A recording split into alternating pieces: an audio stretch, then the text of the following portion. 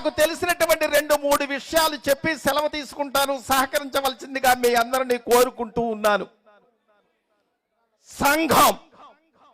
సంఘం పేరు చెప్పగానే గుర్తొచ్చే మహానుభావుడు కీర్తి చేసులు దొమ్మేటి వెంకటరెడ్డి గారిని ఈ సందర్భంగా మనవి చేస్తున్నాను. నేటి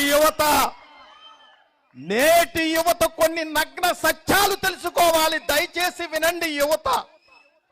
ఎందుకంటే కీర్తి శేషులు దొమ్మేటి వెంకటరెడ్డి గారు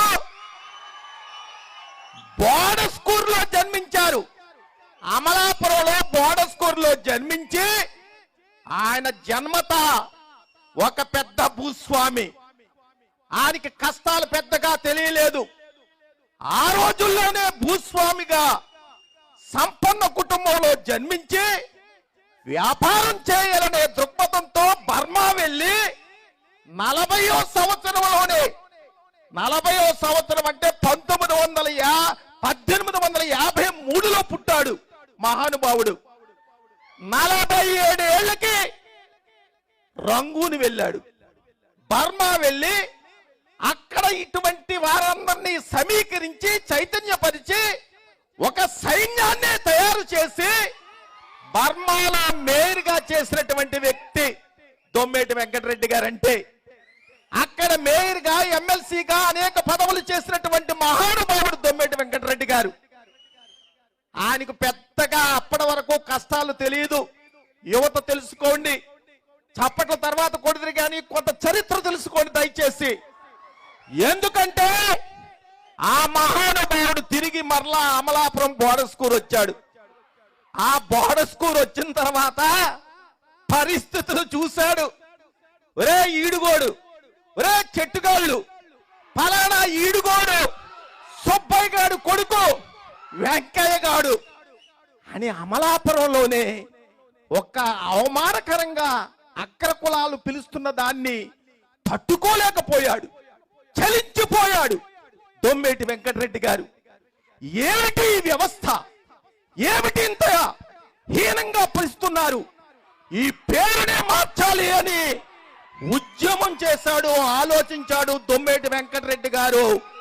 ఆ రోజుల్లో ఆలోచించి అప్పటి సమకాలికుడు కీర్తిశేషులు గుడిపూడి సూర్యనారాయణ గారు లాంటి వ్యక్తుల్ని సమీకరించాడు. సమీకరించి చాలా దీర్ఘాలోచన చేసి చెట్టుగాళ్ళు బాగుండలేదు, ఈడుగోళ్ళు బాగుండలేదు, ఈ పేరు మార్చాలి అని ఆలోచించి ఏ పేరు బాగుంటుందని చేసి చెట్టి బలిజాని నామకరణం చేశాడు. ఈ సందర్భంగా మనం చేస్తున్నాను. ఎప్పుడు పెట్టాడు ఈ చెట్టి బలిజాని? 1920లో పెట్టారు. 1920 104 సంవత్సరాలు పూర్తయిపోయింది మన సంఘం పెట్టే. సంఘం ఈ సందర్భంగా కొంతమంది ఇక్కడికి రానటువంటి వ్యక్తులకు తెలియజేస్తున్నాను, ఇక్కడికి వచ్చినటువంటి వారికి కాదు. ఎందుకు ఈ సంఘాలు, ఎవరిని ఉద్ధరించడానికి ఈ సంఘాలని కొంతమంది అక్కడక్కడ అంటుంటే మేము వింటూ ఉంటాం. వారికి మనం చేస్తున్న శిరస్సు వంచి, మానవుడు సంఘ జీవి అని చరిత్ర చెబుతుంది.